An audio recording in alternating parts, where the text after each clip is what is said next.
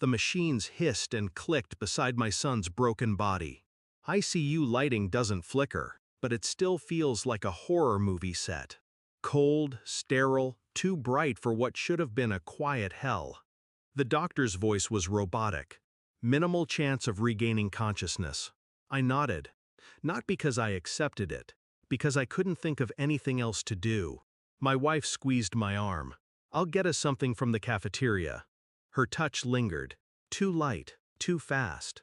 The door shut behind her. Silence. I stood, walked to the bed, adjusted his blanket out of habit. That's when I felt it. A ridge. Paper thin.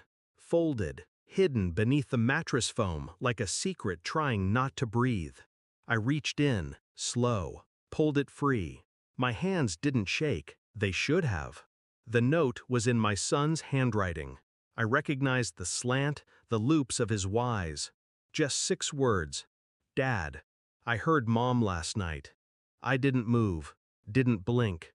The walls around me began to hum, like they knew something I didn't. Last night, he'd crashed the next morning. I folded the note carefully, slid it into my jacket. By the time she returned, I was already sitting. She handed me a sandwich. They had turkey. Her smile was thin, too rehearsed. I watched her eat, observed every blink, every moment her fork paused mid-air, like she was choosing a lie.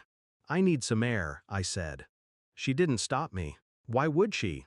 She thought I was grieving. I was, but not the way she assumed. I started with her phone. She'd left it charging in the kitchen drawer 2 nights ago. Password was our anniversary. So poetic. Deleted messages aren't really deleted. Call logs told me she'd spoken to a number multiple times, late, mostly around midnight, always when I was away for work. I traced it. Private investigator. A favor from a former client. No questions asked. He sent me what I needed. A name. A man. Married. 2 kids. Works in her office. Middle management. She'd hidden it well. Or maybe I just hadn't been looking. 2 weeks passed. I visited the hospital daily, sat beside my son, stared at his motionless chest, listened to the monitors. He was the only thing that kept me from unraveling. But the silence had started to speak. I found another note under the bed, dated a week before the crash. "Dad, I think she's meeting someone. I don't know what to do." He knew. He didn't tell me. And he still loved her enough to protect her. That's the kind of heart I never had. I was raised to bury the truth. He tried to write it down. The report arrived in a plain envelope. DNA comparison. Not of me, of my son. I needed to know if he was mine. He always felt like mine. That should have been enough. But I needed facts now, not feelings. Results: 99.99% probability. He was mine. And that's when the anger melted. It wasn't about betrayal anymore. It was about theft. She had stolen something sacred, his trust, his childhood peace.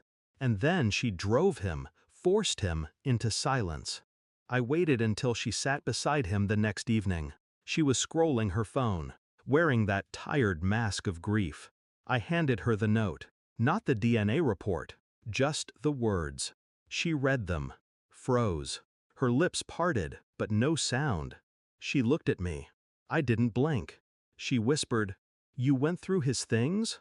Wrong response. I stood up, leaned in. "He heard you." I didn't need to raise my voice. That would have let her feel like we were equals in this war. We weren't. I traced your calls. I know his name.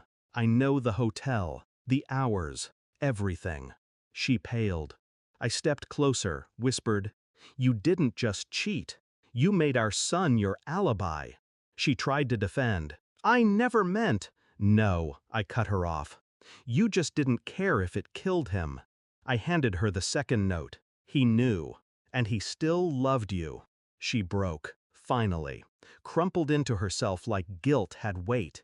But I didn't stay to see her cry. I walked out, left her sitting there, alone with a boy who could no longer speak for himself. It's been 5 days. He hasn't woken. He may never. But I still sit by him, Read aloud. Not prayers, not fairy tales, truth. I read every note he left, even the ones that tremble in ink, the ones that ask me questions I can't answer. Sometimes I imagine he hears me, not because I need hope, because I need him to know I see now everything. I no longer speak to her. I left the house, kept the bed, the couch, the walls, left her the silence, the one she taught him to live with. And the last thing I told her was the first thing I believed in months. You broke her. You don't get to break me.